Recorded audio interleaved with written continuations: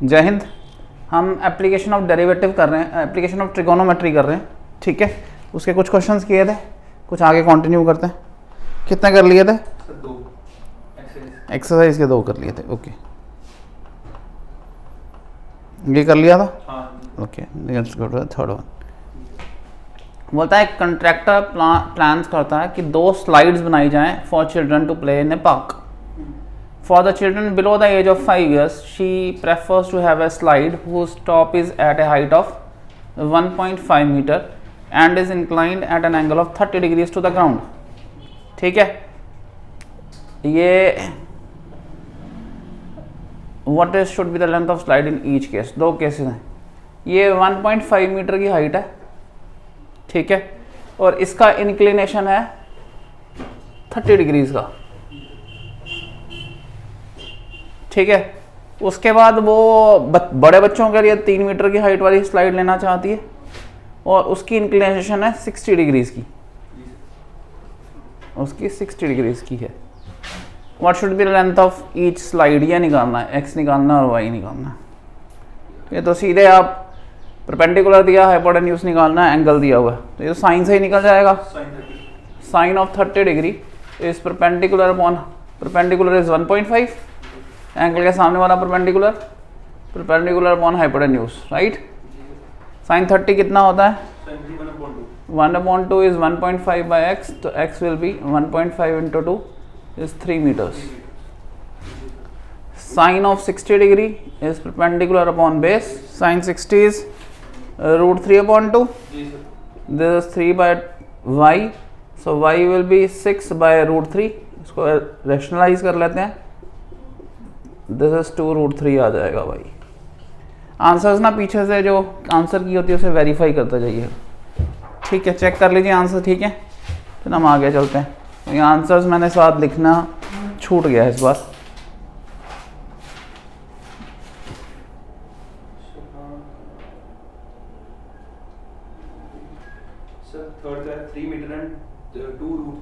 ठीक है, साथ इसमें एक वो लगा लो ना, बुक मार्क, साथ साथ वेरीफाई करते जाना, राइट। अगला करते हैं,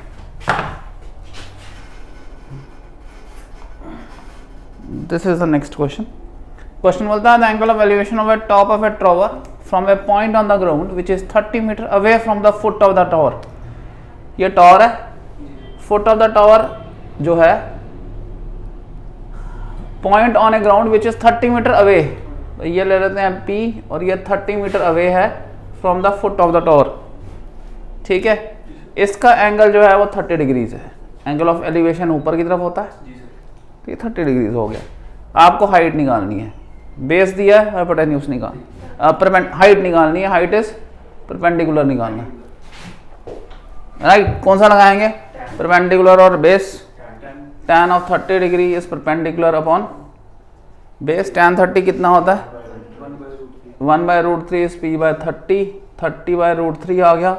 रैशनलाइज कर लो, 10√3 आ गया जी, परपेंडिकुलर, ठीक है। सिर्फ समझना है, डायग्राम्स को ध्यान से बनाना है।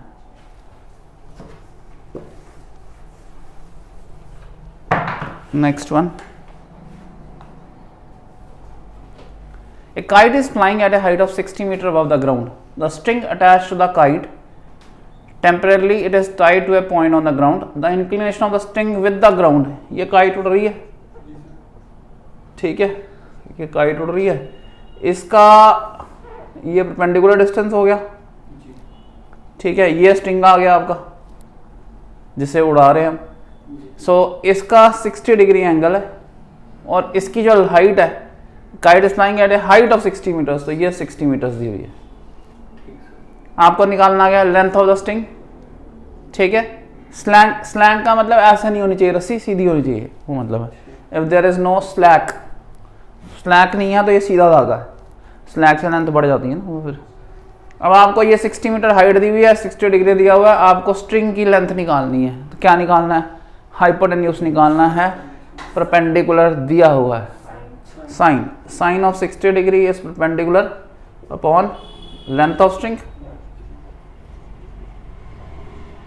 ठीक है ना। साइन 60 कितना होता है? 60 कितना होता है, √3/2, तो ये आ गया 60 × 2/√3। रैशनलाइज कर लो, 3 20 इट इज 40√3, राइट। ठीक है, ये आंसर समझ आया क्वेश्चन। सिंपल क्वेश्चन है यहाँ, कोई खास नहीं मुश्किल। इसके मुश्किल बनते हैं आगे 12th में, जब 11th में कराएंगे। एक 1.5 मीटर का बंदा खड़ा है इससे दूर, और इसकी angle of elevation of the top of the building वो दिया हुआ है, वो कितना दिया हुआ है, 30 डिग्री है। ठीक है, ये बिल्डिंग की तरफ चलता है और कहीं पहुंचकर इसका एंगल ऑफ एलिवेशन अब हो जाता है 60 डिग्री, 30 से 60 बन गया। ठीक है जी, आपको पूछा हुआ है कि वो कितना डिस्टेंस चल के आया, ये पूछा हुआ है x कितना डिस्टेंस चला। ये 30 दिया हुआ है, इससे हमें ये निकल जाएगा ये वाला डिस्टेंस y। ये 30 दिया है, ये भी 30 दिया है डिग्री, इससे हमें बेस मिल जाएगी पूरी, राइट। इस 30 मीटर में से ये 1.5 मीटर, ये पूरा 30 है, तो इसमें से पहले ये 1.5 मीटर कम करना पड़ेगा, क्योंकि हमें ऊपर वाले ट्राइंगल्स यूज करने हैं। तो ये कितना बच जाएगा, 30 माइनस 1.5, 28.5। अब ये ट्राइंगल लेते हैं, ए बी और सी लेते हैं। ठीक है, ट्राइंगल ए बी और सी में क्या होगा, परपेंडिकुलर tan ऑफ 30 डिग्री हो जाएगा perpendicular AC upon base BC। AC की वैल्यू कितनी आई है हमारी, 28.5, BC हमारा निकल गया। tan 30 कितना होता है भाई, 1/√3, BC आ गया 28.5√3। ठीक है, अब हमें ये निकालना है DC। ट्राइंगल ले लेते हैं AD और C, AD और C। tan 60 कितना होगा, परपेंडिकुलर 28.5 अपॉन बेस DC। ठीक है, tan 60 कितना होता है, √3, 28.5 अपॉन DC, DC आ गया 28.5/√3। ठीक है, अब हमें निकालना है BD, तो BD क्या होगा, वो होगा BC minus DC, that will be BC, that is अभी निकाला हमने, कितना निकला है 28.5√3 माइनस 28.5/√3। ठीक है जी, ये हो गया, LCM लेंगे तो √3 × √3 हो जाएगा। This is 28.5 × 3 minus 28.5 upon √3।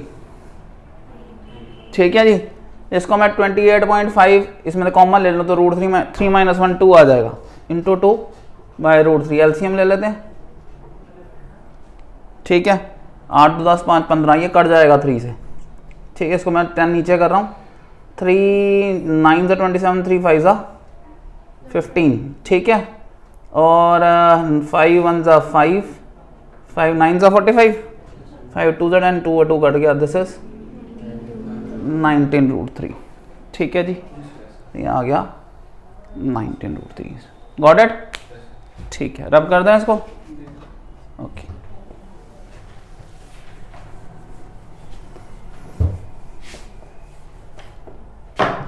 चलो अगला करते हैं। Okay, from a point on the ground the angle of elevation of the bottom and the top of a transmission tower fixed at the top of a 20 metre height building. एक ये 20 metre high building है, इसके ऊपर एक transmission tower लगा। ठीक है, ये कितनी बिल्डिंग हाइट है, 20 मीटर हाई बिल्डिंग। एक पॉइंट जो कोई P है, वहां से इसका एंगल ऑफ एलिवेशन बॉटम का और टॉप का, दोनों का दिया हुआ है, बॉटम का भी और टॉप का भी। ठीक है, from a point on the ground the angle of elevation of the bottom eight the top, bottom का है 45 डिग्री और टॉप का है 60 डिग्री। आपको हाइट ऑफ द टावर बतानी, इसको x ले सकते हैं, इसको y ले लेता हूं, जल्दी हो जाएगा। tan, छोटा ट्राइंगल ले रहा हूँ, tan ऑफ 45 डिग्री। आप जो एकेडमिक्स वाले हैं उनको ABC करके पूरा देना पड़ेगा। मैं प्रोफेशनल में क्लास में ले रहा हूँ तो इसलिए इस तरह लूँगा, जब मैं एकेडमिक्स में लूँगा तो पूरा ABC करके लिखवाऊँगा। tan 45 degree is perpendicular upon base, ये y1 होता है tan 45, y आ गया हमारा 20, ये भी 20 आ गया। अब tan 60 डिग्री x प्लस 20 ऊपर अपॉन 20, tan 60 क्या होता है √3, ये आ गया x प्लस 20/20, ये हो गया 20√3 equal to x plus 20, 20√3 minus 20, 20 common, √3 minus 1 will be the answer. ठीक है जी, ठीक है, इसको रब कर दें। Get to the next one.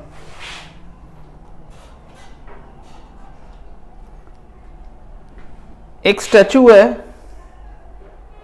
1.6 metre tall and it stands on the top of a pedestal. ठीक है, पेडेस्टल हो गया, एक बेस था, उसके ऊपर एक स्टैचू खड़ा है। सेम क्वेश्चन जैसा अभी हमने किया। From a point on the ground the angle of elevation of the top, ये पॉइंट भी ले लेते हैं, angle of elevation of the top of the statue, top of the statue हो गया ये स्टैचू है। ठीक है, ये पेडेस्टल हो गया हमारा, इसको मैंने P रख लिया, इसको S रख लिया। ठीक है, इसको X रख लेता हूँ, कुछ ना कोई दिया होगा वो डालते हैं वैल्यू कभी। From the point on the ground the angle of elevation of the top of the statue is 60 degree, this is given 60, and from the same point the angle of elevation of the top of the pedestal, top of the pedestal ये हो गया, it is given to be 45 degree. Find the height of the pedestal, statue की height दी है 1.6 metre. Same question है जो भी हमने किया। ठीक है, बड़ा ट्राइंगल ले लेते हैं और छोटा दोनों ले सकते हैं। पहले छोटा ले लेता हूं, मुझे 45 पता है कि ये P है तो ये P बन जाएगा। 45 tan का 1 होता है, so tan 45 is equal to P upon X, so 1 is equal to P upon X, X equal to P आ गया, तो ये भी P बन गया। tan ऑफ 60 डिग्री परपेंडिकुलर पूरा 1.6 प्लस P और पूरा बेस अपॉन P। tan 60 कितना होता है √3P is equal to 1.6 plus P, P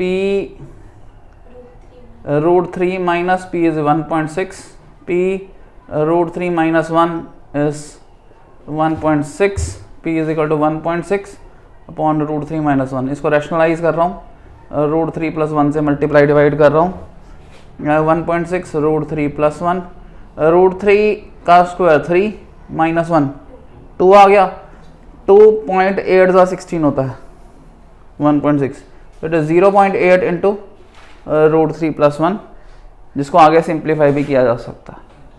ठीक है, आंसर मैच हो गया। ओके, समझ गए आप।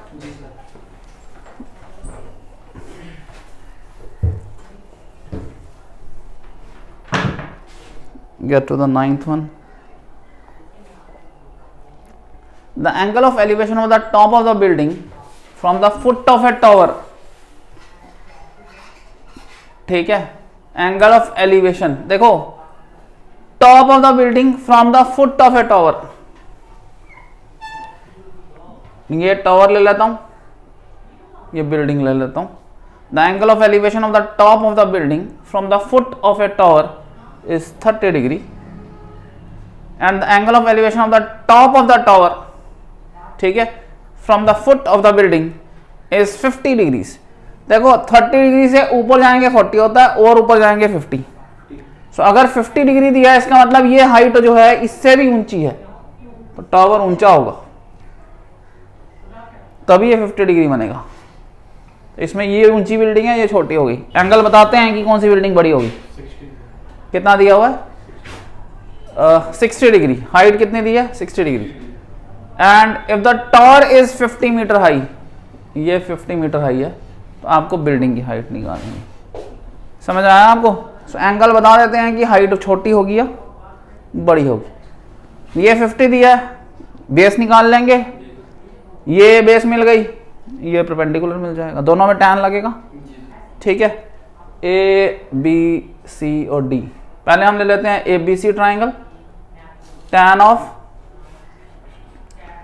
60 degree A B C tan 60 is perpendicular upon base. tan 60 कितना होता है √3, so √3 equal to 50 by B C, B C is equal to 50 by √3। ठीक है, अब ट्राइंगल ले लेते हैं बी सी और D. tan of 30 degree is perpendicular D C upon base, B C की वैल्यू क्या निकली डी सी अपॉन 50 बाई √3, यही निकली। tan 30 कितना होता है 1 by √3, so 1 by √3 into 50 bye √3, यही हो गया इस डी सी। यह आ गया 50 बाय 3 इज डी सी। इसको पॉइंट्स में भी निकाल सकते हैं, 3 1 3, 6 18, 2 बाय 3 मीटर्स। ठीक है, सर इन्होंने फ्रैक्शन में दिया हुआ है क्या 16 2 हमने भी वही लिखा है। ठीक ठीक है जी, चलो रब कर दें। जी sir.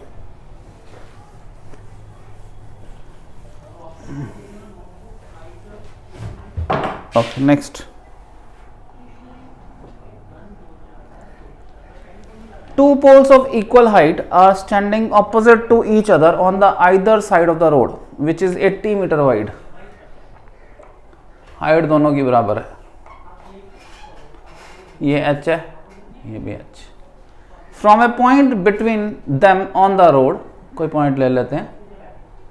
The angle of elevation of the top of the two poles, एक पोल का एंगल ऑफ एलिवेशन 60 है और एक पोल का 30 है। आपको height of the pole and the distance between the distance of the point from the poles वो बताना है। ये भी और ये भी, तीनों चीजें आपको बतानी। अगर मैं इसको x लूं तो इसको 80 माइनस एक्स ले सकता हूं। tan of 60 degree is h upon x and tan of 30 degree is h upon 80 minus x. tan 60 क्या होता है √3 is h upon x, so x √3 is h। tan 60 क्या होता है tan 30 1 by √3 is h upon 80 minus x, so 80 minus x by √3 is h। ठीक है, compare करेंगे क्या वैल्यूज हैं, x √3 is equal to 80 minus x upon √3, यही बनेगा। ये मल्टीप्लाई करेंगे तो हो जाएगा 3x 80 minus x, 4x 80 x 20, तो ये निकल गया हमारा 20, ये निकल गया हमारा 60। अब x डाल दें तो h निकल जाएगा, सो 20 √3 हमारा हो जाएगा h। राइट, ठीक है, इधर डाल देंगे तो h निकल जाएगा, यहाँ डालोगे। ठीक,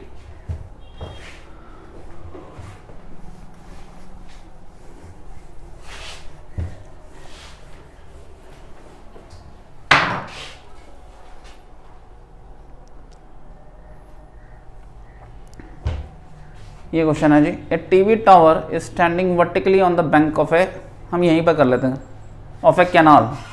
ठीक है, from a point on the other bank opposite, directly opposite to the tower, the angle of elevation of the top of the tower is 60 degree. From another point 20 meter away on the same line joining the point on the foot to the tower, the angle of elevation of the top of the tower is 30 degree. Find the height of the tower and the width of the canal. ये आ गई आपकी width of the canal।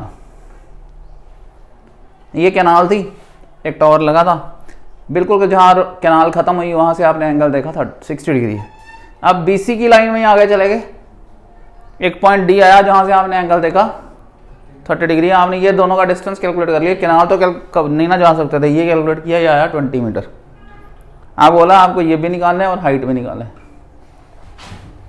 Right. tan 60 क्या होगा, h/x, और tan 30 क्या होगा, tan 60 क्या होता है √3 h/x, तो x √3 हो गया h। आगे चले जाएंगे, tan of 30 degree is h/20 + x, ये आ गया 1/√3, 20 + x is equal to h। दोनों h कंपेयर कर लो, x √3 is equal to 20 + x/√3, ये उधर मल्टीप्लाई हो जाएगा, 3x आ जाएगा 20 + x, ये उधर चला जाएगा 2x 20 x 10, ये हमारा 10 आ गया। इधर 10 को डाल दो यहाँ पर, इस 10 को, तो ये h क्या बन जाएगा, 10√3 h आ जाएगा, ठीक है।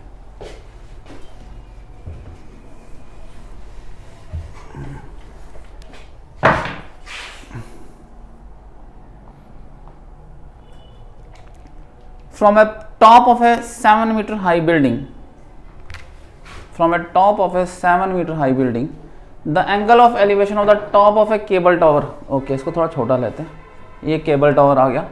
The angle of elevation of the top of a cable tower is 60 degrees, ठीक है। And the angle of depression of foot of the tower, angle of depression ये होता है, इसका मतलब हमें ये 45 दिया है तो ये भी 45 होगा, अल्टरनेट एंगल्स। समझ आया आपको, ये 7 मीटर आ गया। अब आपको बताना है हाइट ऑफ द टावर, पूरी हाइट बतानी है, ठीक है।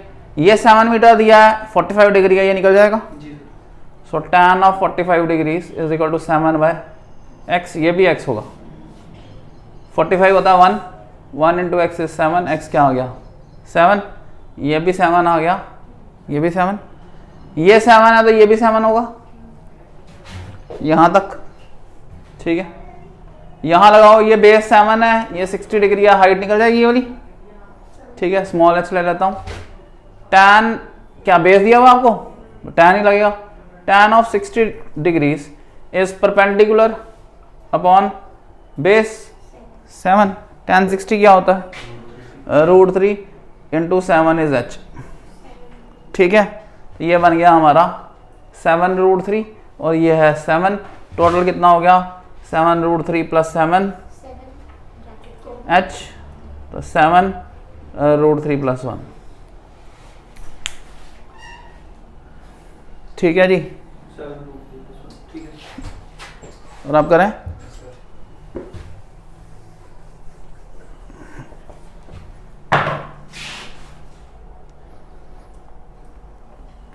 कितने क्वेश्चन है टोटल, 13 करते हैं। An observer from a top of a 75 metre high lighthouse from the sea level, the angle of depression of 2 ships is 30 degrees and 45 degrees, okay. ये एक 75 मीटर का लाइट हाउस है, एक ship line में ही 2 ship हैं, एक यहाँ एक यहाँ ले लेते हैं, और इन दोनों के एंगल दिए हुए हैं, इन दोनों के एंगल दिए हुए हैं, एक का है 30 डिग्रीज, एक का 45 डिग्रीज, ठीक है। ये हाइट दी हुई है 75 मीटर की, इन दोनों शिप्स के बीच का डिस्टेंस निकालना, फिर वैसा ही क्वेश्चन हो गया ऑलमोस्ट, है ना, ऑलमोस्ट वैसा क्वेश्चन है। ये x हो गया, ये y हो गया। अब मैं ओरली भी कर सकते हैं, ये 75 है तो ये 75 निकलेगा, राइट। ये 75 हो गया, tan 30 कितना होता है 1/√3, इट इज परपेंडिकुलर अपॉन पूरा 75 + x, ठीक है। तो 75 + x आ गया 75√3, x हो गया 75√3 - 1, तो हमने कुछ भी नहीं लिखा। कंफर्टेबिलिटी आनी शुरू हो जाती है ना टॉपिक के साथ, जब आप थोड़ा आगे चलेंगे। मुझे आपके फेस एक्सप्रेशन से ये पता चल जाता है कि अब क्वेश्चन में हम स्टेप खा सकते हैं या नहीं खा सकते। ये क्लास की इंपॉर्टेंस है। मैं कल किसी को बोल रहा था कि जब हम लाइव क्लास जो ले रहे होते हैं उसकी रिकॉर्डिंग बनाते हैं तो क्लास की एफिशिएंसी के हिसाब से रिकॉर्डिंग होती है, और जो बच्चा क्लास में बैठा हुआ है वो जब भी ये वीडियो देखेगा उसको क्लास याद आएगी, तो उसका वीडियो के साथ एक अलग ही अटैचमेंट रहता है। वो ऐसे नहीं है कि वो कहीं किसी ने पढ़ाया और आपने उसमें से कॉपी मारा, आपको पढ़ते टाइम याद आएगा मेरी क्लास में ये हुआ था और मैंने इसमें ऐसे समझा था, तो वो आपका अटैचमेंट और ज़्यादा बनाता है वीडियो के साथ। तो लाइव क्लास का वीडियो बड़ा कंफर्टेबल है in place of only studying from videos. ठीक है, ये बैकअप है, ये मेन कोर्स नहीं है। वहां पे तो वो मेन कोर्स बन गया, तो वहां मेन कोर्स में कितनी समझ आएगी कितनी नहीं आएगी वो अब कैसे नहीं कर सकते ना। अगला क्वेश्चन, ठीक है, थोड़ा और ऊपर कर ले।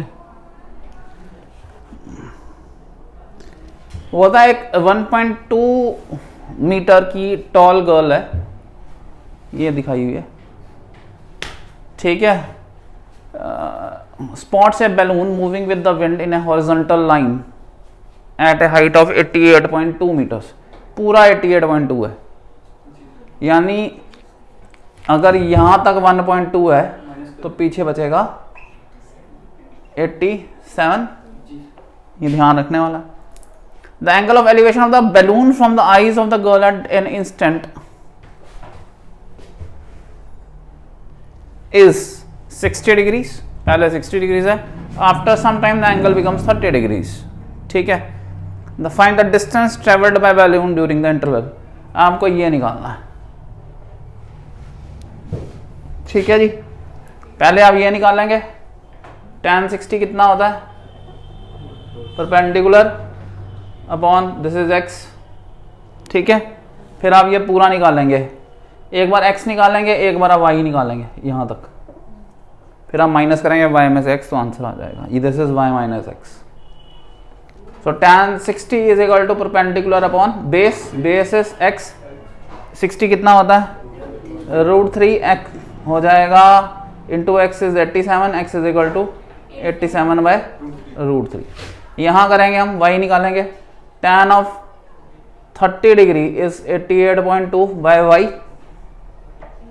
ठीक है 87 सॉरी, और tan 30 कितना होता है 1 by √3 is equal to 87 by y, y is equal to 87 √3। और हमारा जो रिक्वायर्ड आंसर है जो हमें चाहिए that is x, y minus x, ये हमारा रिक्वायर्ड आंसर है y minus x, that is 87 √3 minus 87 by √3। सारे क्वेश्चन एक जैसे नहीं है, ऑलमोस्ट एक ही जैसे डिफरेंसेस आ रहे हैं। This 87 into 3 minus 87 by √3, rationalise कर दिया मैंने इसको, ये आ जाएगा 87 इंटू 2 बाय 3, ये आएगा √3 ऊपर 8 2 10 पर बंदा कट जाएगा, 3 2 6 7 8 9 27 9 2 18 2 to the power 5 58 √3। Same question है, ठीक है। ऐसे क्वेश्चन 10th में केस स्टडी में आएंगे, ये केस स्टडी बेस्ड क्वेश्चन होते हैं ऐसे। हाँ जी, सेम पे ये आया हुआ है क्वेश्चन, है ना। इस बार के अभी CBSE का जो अभी 2025 का पेपर हुआ है, तो वो जो कौन सा होता है बेसिक का, उसमें क्वेश्चन आया हुआ था, सेम डायग्राम आई हुई थी।